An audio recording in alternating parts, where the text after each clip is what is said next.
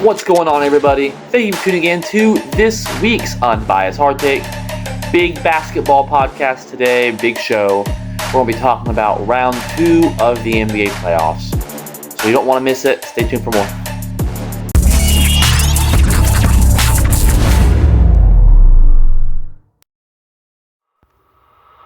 What is up, Unbiased Hard Take? Again, big episode today. All NBA, all playoff basketball. NBA is heating up. Playoffs are right in the thick of things, and we're excited to be here. So before we do get into it, though, I do want to remind you to like us on Facebook. We got great content on our Facebook page. I'm dropping dimes on there every day on top of the Sports Factor today. So if you're not familiar with our Facebook, go check us out. Link is in the description down below. Yes, down below. Click it. Also, subscribe on YouTube. A lot of our videos hit K. It's not unusual anymore for our shorts to hit into the thousands of views, and we want to see those viewers turn into subscribers. So, subscribe on YouTube, like us on Facebook. Again, we really appreciate the support from you guys. This podcast is just now 3 years old, and we've come a long way. At first, it was just sort of finding our rhythm, finding where we wanted to go with things, sort of developing it, and now it's really turned into something that I'm proud of, and we have a decent, I'd say a small following. I'm not going to sit here and pretend like we're this big podcast. We're not, but we are getting there. We get thousands of views on some of our videos, so we want to take that next step, which would be at some point, hopefully, to go viral. So that would be nice. So, appreciate the support from you guys, but we are going to jump right on into it. Like I said, we got a big show. And right now, we'll talk about the 76ers and the Knicks a little bit, because actually, Game 3 of that's going on right now, and as of halftime, the Knicks have a 60-52 lead. The Sixers actually came out really strong, and I think showed sense of urgency on their home court, trying to defend home court, not go down 3-0. As we know, no NBA team has ever come back from a 3-0 deficit in NBA history, so they don't want to go down like that. But it seems like the 76ers did start out hot. Paul George started hot, but it seems like the Knicks have just sort of climbed their way back into it and took in a lead, and an 8-point lead at that. And Bridges for the Knicks really caught fire in that second quarter.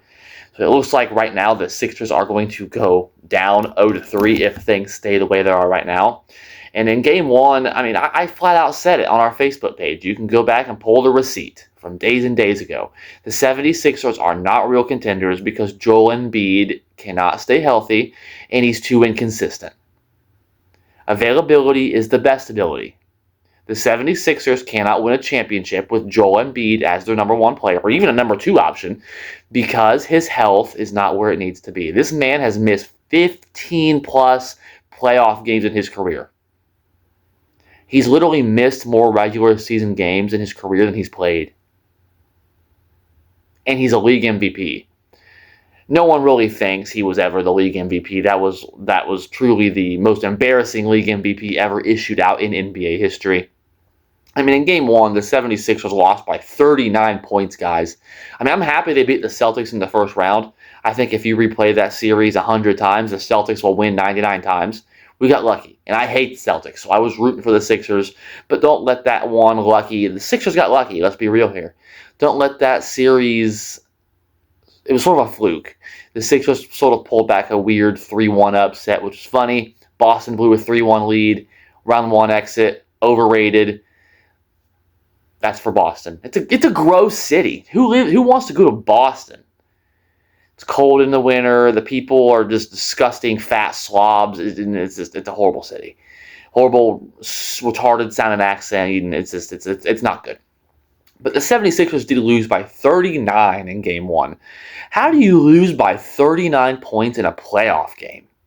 That's embarrassing. Embiid, 14 points, 3 for 11 from the floor. Maxey, 13 points in that game. Paul George, 17 points. Brunson's a 1 on a title contending team. The Knicks are a legit team. They are a championship caliber team.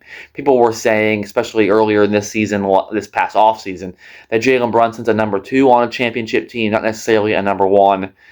And that's just a bunch of crap. Anyone who says that actually doesn't watch NBA games. They check box scores and highlight reels. That's all it is. People who don't think he's a number 1 on a championship contending team need to go back and rewatch the last, 2-3 seasons. That's just a little basketball IQ take. No one takes that seriously.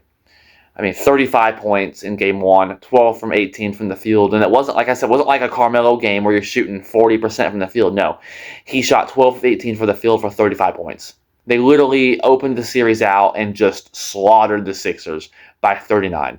And that game by itself proves the Sixers aren't a title contending team. I mean, I'm vindicated once again. Imagine that. I'm right. Imagine that. I'm always right. I'm always right. And then in game 2, it would have been the game was closer, 102 to 108, but the Knicks ended up pulling it out either way. So the Knicks proved in the first 2 games that they can win by blowing you out, or they can win in a close, contested game. And Embiid missed game 2, and they played better without him. Injured again. Mr. Street Clothes. Most overrated big man in NBA history. This man's a league MVP. People say he's going to be a Hall of Famer. Why? What's he done to deserve to get in the Hall of Fame? Sit on the bench? No, he's not a Hall of Fame player. Joel Embiid's not a legitimate NBA Hall of Famer. He's not. He's injury prone. That's what he is. And he's playing right now, but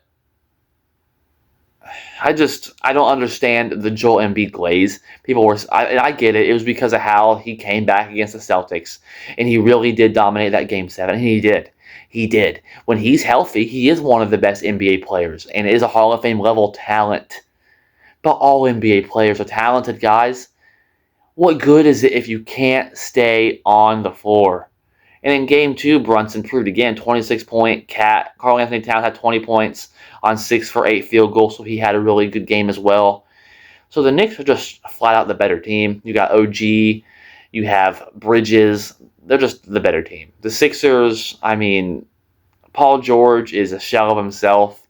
I mean, he started out hot in this game, in Game 3, but has since cooled off. The Sixers have cooled off. Tyrese Maxey's a good player, but he is a number 2 on a championship team. The problem is the Sixers don't have a number 1 option. Joel Embiid is not reliable enough. I called it a few weeks ago. The Sixers are not legit title contending team because Joel Embiid. I said that, and then not even a week later, he literally missed Game 2 again. And I guarantee he'll be injured again. If they continue on, it looks like at this point it'd probably be a sweep, which is sort of sad because round 1 was so good. There was only one sweep, which was the Suns and OKC. Everything else was absolutely fantastic from NBA round 1. But NBA round 2, I do think that this Knicks and 76ers series is probably going to be a sweep. At no point is Philadelphia even belong on the same court as the New York Knicks. And you can watch any game and see that. Game 1, blowout by almost 40 points. Game 2, Knicks pull out a good 6-point win, clutch win. And then right now, the Sixers come out hot in Game 3. And then eventually they cool off, come back to earth. And the Knicks sort of find their setting, their ground. They settle into the game. And it seems like watching the game, there's actually more Knicks fans there than there are 76ers fans. So for 76ers fans, Philly is supposed to be a sports city. Sort of a bad look for you guys. Just saying. I mean, you got more Knicks fans up in your arena than you do Sixers fans. Maybe an overrated fan base. Overrated sports city. Just saying. Listen, don't get mad at me. We call balls and strikes on this podcast. And that's and that's just legit. Sixers are an overrated team and an overrated fan base with an overrated, injury-prone, lazy, out-of-shape star in Joel Embiid. That's just what it is. You can get mad at me. Don't hate the player, hate the game. But we are going to move on to the next series. Again, that was sort of predictable. Anyone with a high basketball IQ knows that Joel Embiid can't stay healthy enough. He's not a reliable enough player to hit a long playoff run. He can't play in 2-3 long, draining series. These playoff series are draining in the NBA. You don't get load management, and that's what he's used to. Playing once a week, at most. That's what he's used to. That's what the Sixers have given him. That's how the process started. We talked about that before. Was the process of them tanking, which the Sixers invented tanking. So you can thank Joel Embiid for the tanking in the NBA.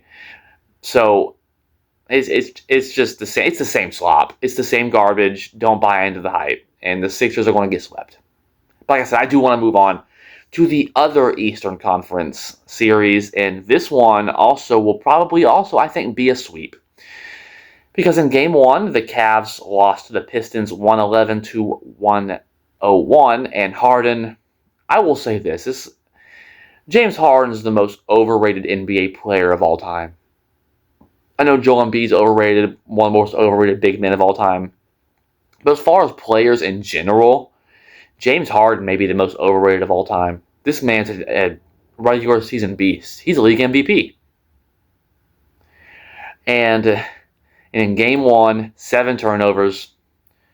And then for the game two, it was no better. I mean, Detroit won that game by 10 as well, 107-97. And Harden did even worse in that game, a flat-out choke job. 10 points, 3 for 13 from the field, 0 for 4 from 3. And last night, Harden had a turnover that pretty much took the Cavs' last hope away. Turned the ball over, another turnover, 7 turnovers in game one, crucial turnover in game two, shot horrible from the field. Playoff, like I said on our Facebook page, clowning James Harden, playoff James Harden, right in action when you need him. And it's not like this is a one-time thing for Harden. He's been a playoff disappointment his whole career, anywhere he's ever been. Oklahoma City, Houston, Brooklyn. It doesn't matter where James Harden goes. He's a playoff disappointment. He's a choke artist. Some players rise to the occasion when the light gets brighter. Your Kobe's, your Jordan, your LeBron's, players like that. Dwayne Wade. We'll get into Dwayne Wade here in a minute. And then you have your players that shrink. James Harden is the GOAT of choking in the playoffs. Most overrated player of all time. 10 points in game two. 7 turnovers in game one. No. And this is against a young Pistons team that's never been here before. The Cavaliers have all the experience on the roster. For the Pistons, they just won their first playoff series since 2008. I was 13, and they just won their first playoff series since that. And that was a weird playoff series for the Pistons. I know it's good for them to win a playoff series. It's been a long time. But that playoff series was very weird and probably left a lot of Pistons fans feeling empty. I mean, you're a 1 seed, and it took 7 games. The Magic blew a 3-1 lead also. It took a miracle to come back against an 8 seed. That's just not satisfying.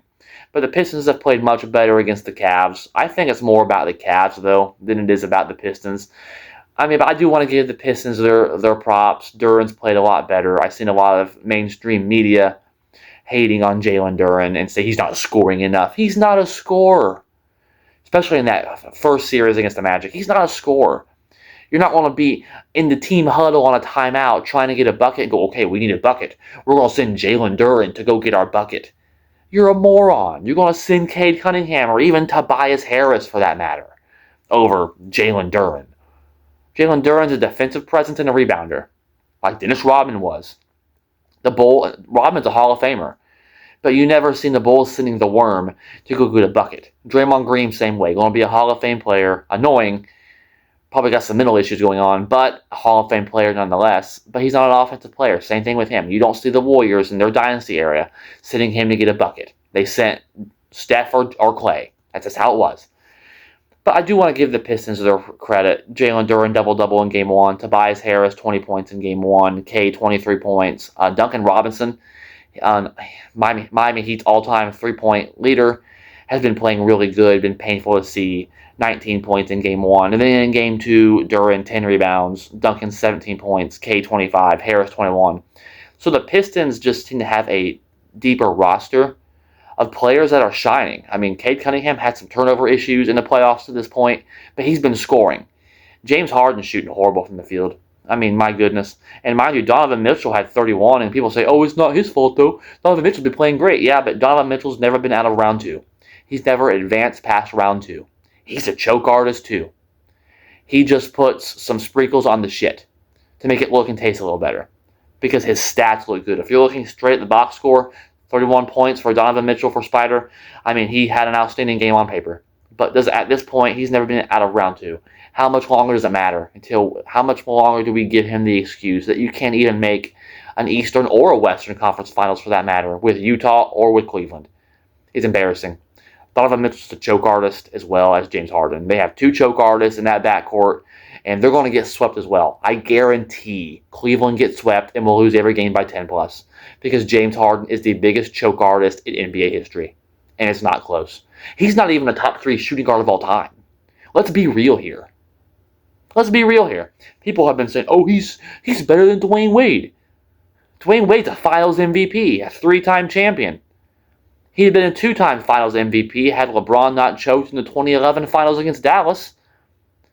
D. Wade's the reason we were close in that series at all.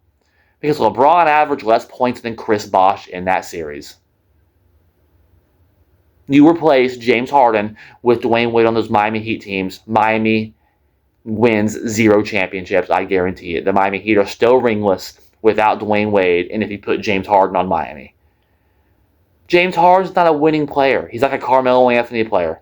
He's a good regular season, go get a bucket, highlight reel, good numbers, good box score, good stats. And that's all he cares about. Let's be real. He's not a winning player. And not everyone is a winning player, and that's okay, James. It's okay, James Harden, to be a loser. You're a loser, and your fans are losers too. And anyone who thinks you're better than Dwayne Wade is a moron. Stop watching sports, and they're a loser too. Probably a fat, slobby loser who lives in their mom's basement and watches sports with DraftKings and Bud Light. Brought to you by DraftKings and Bud Light. That's just what it is. Like I said, we call balls and strikes on this podcast. If you're not with it, stop watching the show. You're too stupid. But we are going to go ahead and move on to the next series, to the Western Conference. Again, I know I'm a little hostile tonight. Not in the best of moods tonight. But a little hostile. That's okay, though. It makes for good coverage. But we are going to move on, I think, to the Minnesota Timberwolves and San Antonio Spurs series. And Game 1 was great. The Minnesota Timberwolves stole home court with a 104-102 victory. And it was great. It was sort of a surprise to see Ant Edwards return. He came off the bench. And I do want to sort of give him props for that because it takes a lot for stars to come off the bench. A lot of these star players, they have egos. They don't want to come off the bench, things of that nature. But Ant probably knows. And it was kind of obvious he wasn't fully healthy. He wasn't quite moving or looked as fast as he does normally. So it's obvious he's not 100%, but he's out there playing, so you can't make an excuse for that. But he was very efficient in Game 1, 8 for 13 from the field in only 23 minutes with 18 points. So his return gave them that spark. Rudy Gobert had 10 rebounds in Game 1. Randall had a double-double with 21 points, and Jaden McDaniels 16 points. And they held Wemby. And yeah, Wemby did break the block record for a single game with 12 blocks and had a triple-double with blocks. That is very true. But look a little closer. Wemby had 11 points and was 0 for 8 from the field, from 3. That's abysmal. And that's a lot of the reason that the Spurs lost this game, I think. I think the Spurs are a younger team. I don't think the Spurs will get to the finals. I think OKC will have their way with them because the Spurs are just too young.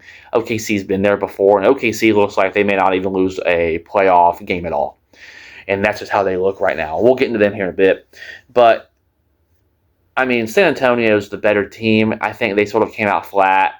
I think Minnesota's been around the league longer. They've played together longer.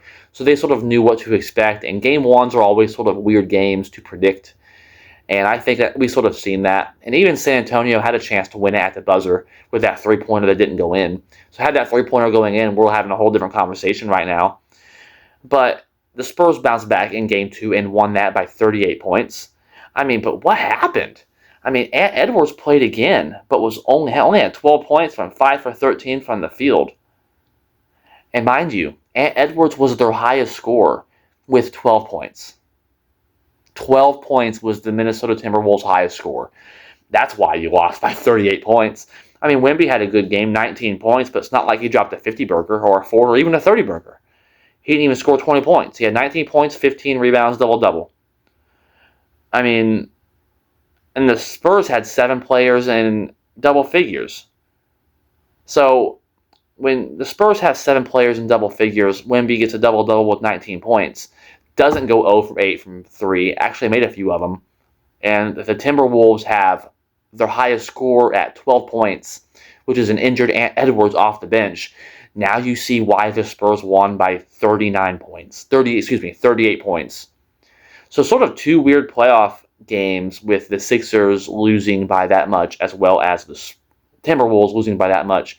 But really, in my opinion, the Timberwolves are just a little too injured.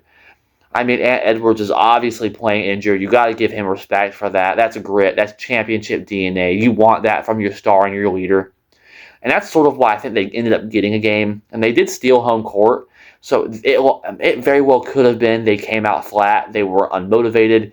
Because when you don't have home court in an NBA playoff series, you're looking to go in there and steal a game.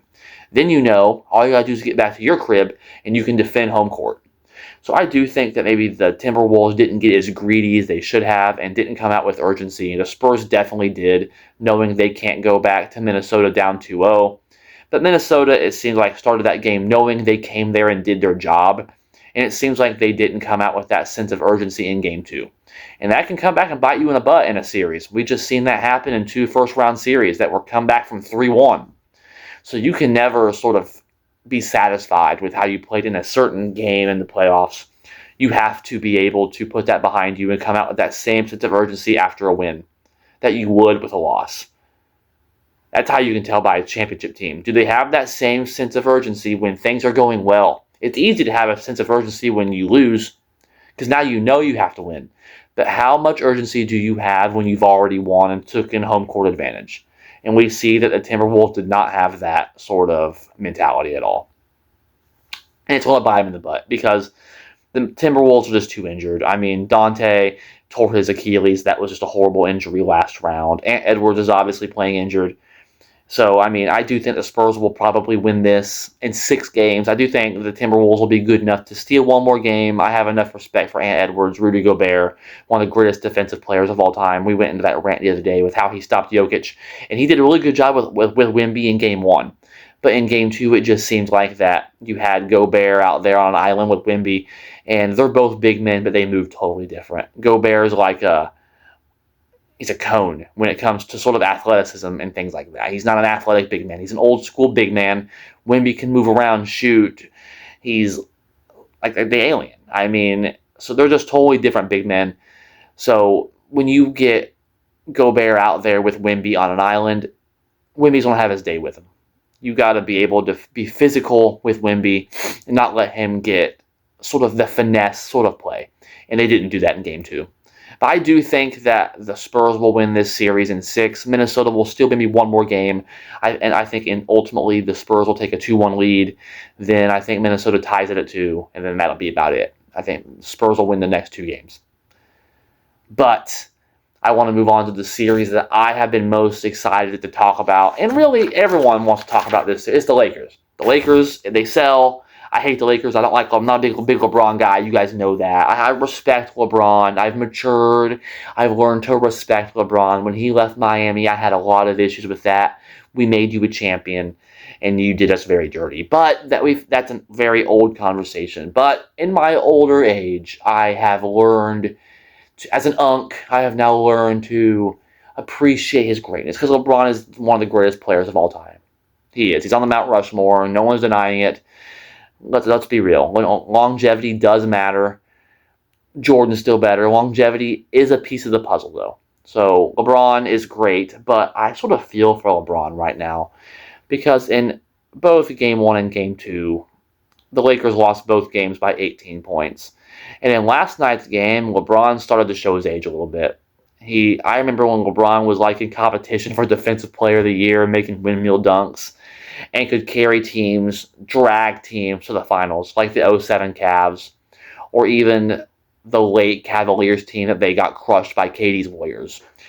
But ultimately, when it comes down to it, LeBron's 41 years old. They brought Luka there.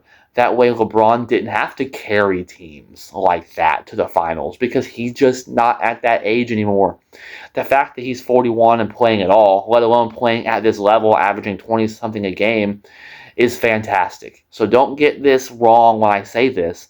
LeBron sort of looked a little washed up last night. I mean, 23 points, but he just looked drained, no energy on defense. He just looked he looked old. Because he is old. You're asking a 41-year-old LeBron James who's been in the NBA 23 seasons now to go out there and drag a Lakers team past round 2 of the playoffs. He drugged you past round 1. That's impressive by itself at 41 years old. But, Austin Reeves in Game 1 played absolutely atrocious. But then in Game 2, people say, Austin Reeves plays better, they'll win. No, he played better. He had 31 points, and they still lost by the same amount. And it's not like really the Thunder are playing good basketball right now. They're not. The Lakers had a lead in the second half of this game, in game 2. But ultimately, the Thunder are just too much. Their bench is deeper. Their team's better. Their team's younger. Their team's hungrier. They are the now. Basketball is a young man's game. It doesn't care about what you've done in the past. It's a young man's game. And we're seeing that now. We're out with the old. The old stars, Curry, KD, LeBron. That era's over. We're now into the era of like your Wembys, your SGA, Jokic. All those players have won championships more recently. That's all I'm saying. And there's a reason for that. It's a young man's game. And SGA's not even playing that good of basketball. I mean, in game 2 he played better, 22 points. Chet has been playing great in both games, over 20 in both games. But, I mean, SGA struggled in game 1, 7 turnovers, his only game this season at all, under 20 points. That's a crazy stat by itself. But ultimately, LeBron's just at the age now, he can't carry you anymore. You've met your match. I said the Lakers are going to get swept in this series, and they are. This is going to be another sweep series, and it's going to be absolutely hilarious to watch the Lakers get swept. I hate the Lakers. Not a big LeBron guy. But to ask LeBron at age 41 to carry you and expect him to even get a game out of this against this defending champion Thunder team that literally is crushing everyone in their path. I mean, if the Thunder win this championship this year, and I think they're going to, you have to asking ourselves, where do they rank all time? Because they're killing people with efficiency ratings. They're killing people with plus minus, with all the advanced statistics. And they win back-to-back titles. This Thunder team's different. This may be a dynasty in the making. I truly mean that, because everyone's paid. They've paid their players. It's not like they have any impending free agents or unhappy players that they're going to have to be getting rid of anytime soon. That's not the case at all. Jalen Williams is going to be there. Dort's going to be there. Hartenstein's going to be there. SGA is going to be there. Chet's going to be there.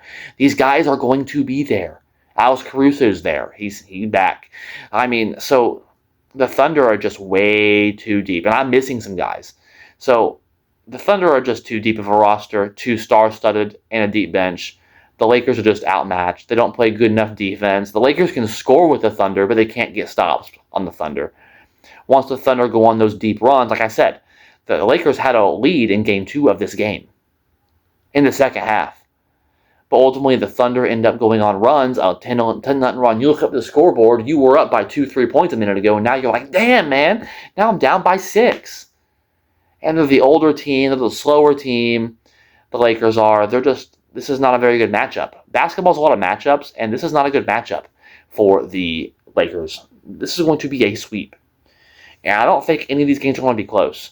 I mean, it's impressive what the Lakers have done to get this far, but Luka needs to be in better shape. If Luka were in this series, this would be a different type of series. But he's not. Because he's not in good enough shape, and he's just not healthy enough when it matters most right now. I mean, he played in 64 games, technically didn't even meet the eligibility requirement for awards, but he got a participation award, a little hand-me-out by the NBA, giving him a waiver for that, so now he can make All-NBA team. And Luka's not really a winning player either. There's a reason the Mavericks lost that final series, and then making the finals a couple years back with Luka was sort of a fluke, in my opinion, anyway, when the Celtics ended up winning that championship. But Luka's just not a championship player either. He's a cone on defense. He's like this generation's Carmelo Anthony. He's one of the greatest scorers you'll ever see. One of the greatest of all time. Not denying that. But great scorers oftentimes aren't winning players because they'll go jack up 20 shots and make 9, 10, 11 of them. Your shooting percentage is just not good for these type of players. They're not efficient enough. They're not two-way players. They don't play defense and offense. And Luke is, like I said, he's a cone on defense. And he's not healthy. And it's supposed to be his team. LeBron admitted that it's his team now. And it should be. LeBron's fading away. And that's okay. Everyone fades away. Everyone retires at some point. It's not hate. It's accepting it. LeBron's not the number one option anymore. And now you're seeing what happens when you put a 41-year-old in that spot. I mean, Vince Carter played this long, but he was averaging like 2, 3, 4, 5 points a game. LeBron's an all-star averaging around 20 a game.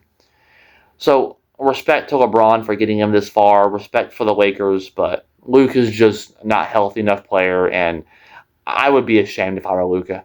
I would be truly ashamed because you're healthy most of the season all year long, and then when it matters most, you're not healthy. And that just, again, comes back to the availability is the best ability. Names don't matter. Big names don't matter. And we're seeing that. Because, right now you already got the Celtics out of the playoffs. Jokic has been eliminated already. Giannis didn't even make the playoffs this year. Luka's injured. And the Lakers look like they're getting ready to get swept. Joel Embiid is getting swept right now. It looks like they're going to get swept. It's not looking very good for the Sixers either. So big names don't matter. Team chemistry, matchup, basketball IQ, coaching is what ultimately matters in the NBA playoffs. And we're flat out seeing that. Like I said, I feel for the Lakers, but this is a sweep of a series. It's not even going to be close. But that's all I got for this week's episode of The Unbiased Hard Take. Good episode. We got about over 30-minute episode this week. So, again, continue to look out for shorts. I'm going to start posting weekly shorts. Go check out JB's Steeler grade for his NFL draft grade for the Steelers. He had a good grade on there. Very good video from JB, my co-host. We love JB. So check out his video. His video is nearing 800 views. So let's get that up to the case as well. A lot of views for him. We love JB. So give the brother some love. Check out his video. We're going to be posting shorts weekly, getting more content out for you guys. Even when the dark times come, we'll be putting out content because dark times are coming up. Round 2's coming about halfway over with round 2 of the NBA playoffs, and that means Western Conference Finals, and then, of course, Eastern Conference Finals as well. We know that. And then NBA Finals, and that's it. That's done with sports until football season. And people say, oh, this is baseball. Shut up. No one watches baseball anymore. It's over 160 games. If you lose a game, it doesn't matter because there's so many of them. No one watches baseball. It's so boring. I'll go watch baseball in person. Like you've seen our 10 Caps videos that we do for like the minor leagues experience. I've never been to a professional baseball game. But I'll go watch a baseball game in person. It's fun. I like the sports atmosphere. But to watch baseball on TV is like watching paint dry. It's awful. I just won't do it. I won't do it. I'd rather kill myself. Truly. But it's a joke. I guess I shouldn't have said that. I shouldn't have said that. That's not a very Christ-like thing to say. I shouldn't have said that. I should have said unalive myself. We need to keep it PC here for the kids. I need to do a little bit better with that. I promise I will. I'll keep myself in line. But, again, let me know what you guys think of my NBA playoff episode. What do you guys think? What are you guys thinking? What do you guys have to say about all this? Let me know in the comments down below. Again, appreciate support from you guys. Like us on Facebook. Subscribe on YouTube. All that good stuff. That's all I got. Until next time, go Pat, go. Let's go Heat. And Bowler up, baby. We'll see you in this coming week short. Weekly shorts now. Keep an eye out.